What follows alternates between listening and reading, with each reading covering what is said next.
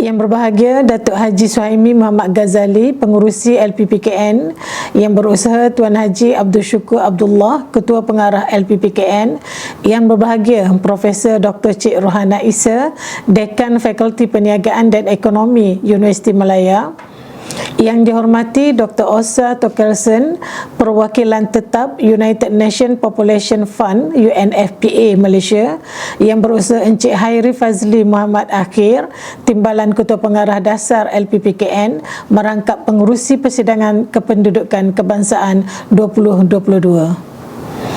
Pegawai-pegawai kanan kementerian, pengarah-pengarah bahagian, moderator dan panel jemputan dan para penyelidik serta peserta yang dikasihi sekalian.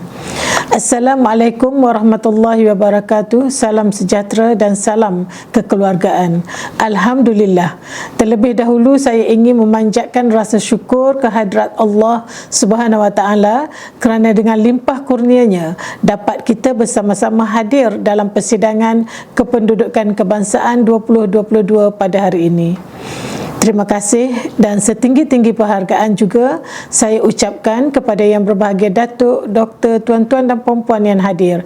Ini adalah bukti komitmen dan kesungguhan daripada pelbagai pihak dalam usaha mengintegrasikan faktor kependudukan dan kekeluargaan sebagai aspek penting dalam agenda pembangunan nasional. Yang berbahagia Datuk, Doktor, tuan-tuan dan puan-puan, para hadirin yang dihormati sekalian, pada tahun 1994, Malaysia adalah antara 179 perwakilan negara yang telah menghadiri persidangan antarabangsa mengenai kependudukan dan pembangunan International Conference on Population and Development di Kairah, Mesir, untuk membincangkan hubung kait antara kependudukan, pembangunan dan kesejahteraan individu. Persidangan ini seterusnya telah menghasilkan satu pelan tindakan yang diterima pakai oleh komuniti global. Persidangan ini telah mengubah paradigma mengenai kependudukan dan pembangunan daripada hanya sasaran bilangan penduduk kepada strategi mengutamakan keperluan dan aspirasi individu dalam memacu agenda pembangunan lestari. Agenda baru ini juga telah memperakui bahawa kesihatan reproduktif dan kesaksamaan gender merupakan kunci utama untuk mencapai pembangunan negara yang mapan. Sehingga kini, penggubalan dasar-dasar dan pembangunan program-program di Malaysia yang berkaitan dengan kependudukan adalah selari dengan objektif pelan tindakan tersebut. Berdasarkan Dapatan Banci Penduduk dan Perumahan Malaysia 2020, bilangan penduduk yang direkodkan ialah 32.4 juta, meningkat berbanding 27.5 juta pada tahun 2010.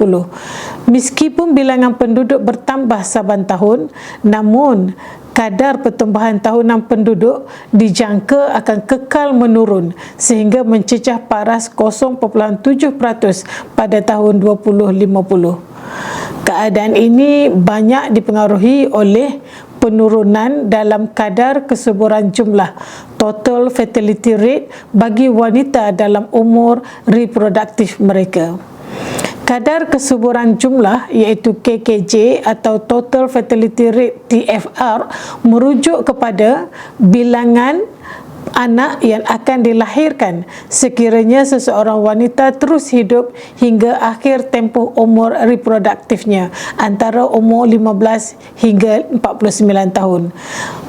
Sejak lebih 5 dekad yang lalu, KKJ di Malaysia telah menurun dengan pesat daripada 6.7 orang anak bagi seorang wanita pada tahun 1957 kepada purata 4.0 orang anak pada tahun 1980, 3.0 orang anak pada tahun 2000 dan 2.1 orang anak pada tahun 2010 dan menurun kepada purata 1.7 orang anak pada tahun 2021.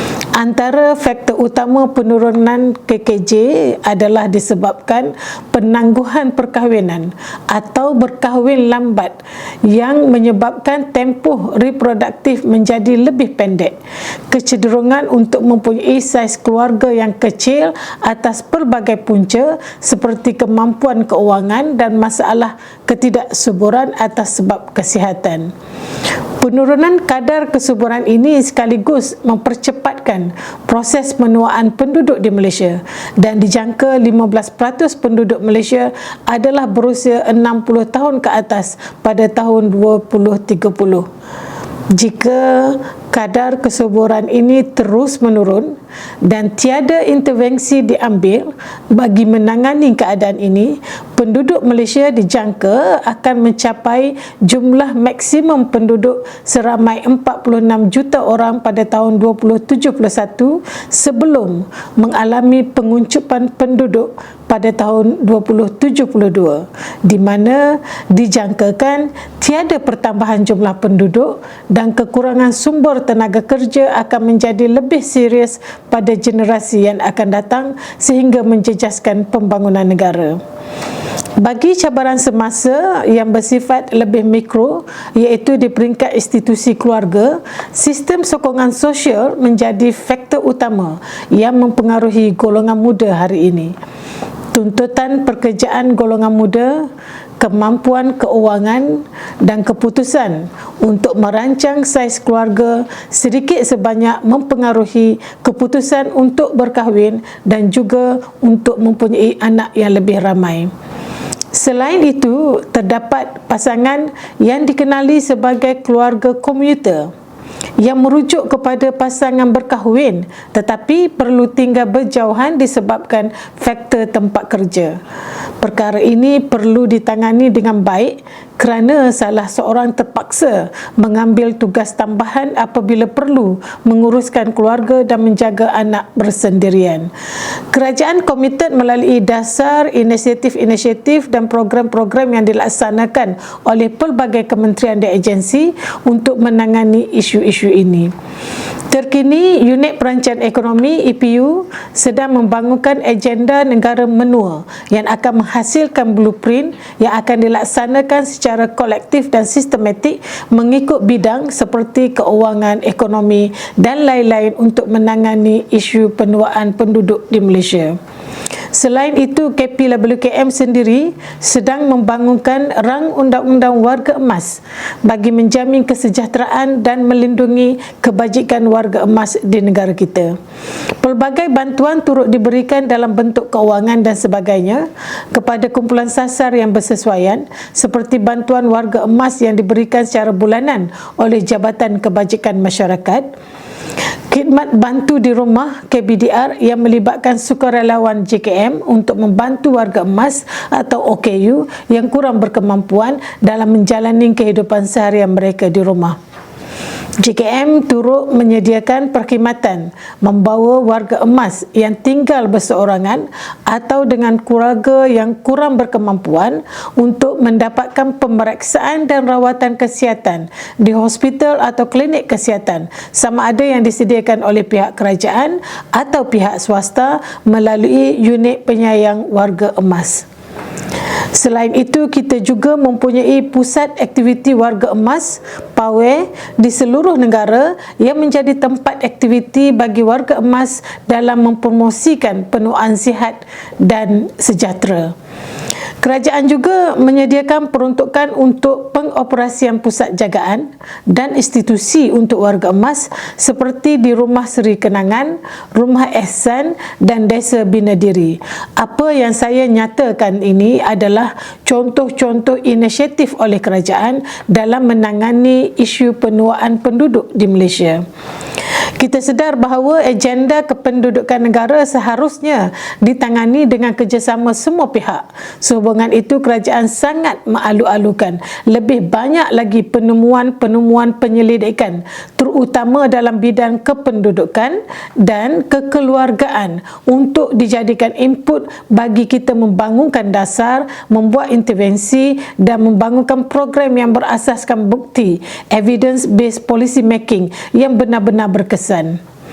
Yang berbahagia Datuk, Doktor, tuan-tuan dan puan-puan, para hadirin yang dihormati sekalian, penganjuran persidangan pada hari ini adalah tepat pada masanya dengan tema pemerkasaan penduduk dan keluarga, teras negara maju dan 5 skop bidang utama. Saya amat berharap agar segala perkongsian baru dan bermanfaat oleh para penyelidik pada hari ini akan dapat membantu memperkukuhkan lagi bidang penyelidikan kependudukan dan kekeluargaan dalam negara, dan seterusnya input-input ini dapat dimanfaatkan untuk pembangunan dasar dan perancangan inisiatif serta program yang benar-benar efektif. Yang berbahagia Datuk, Doktor, tuan-tuan dan puan-puan, para hadirin yang dihormati sekalian, persidangan kependudukan kebangsaan 2022 ini adalah juga merupakan salah satu aktiviti bagi meraihkan Bulan Keluarga Kebangsaan yang kini dikenali sebagai Bulan Keluarga Malaysia. Bulan Keluarga Malaysia disambut sepanjang November pada setiap tahun.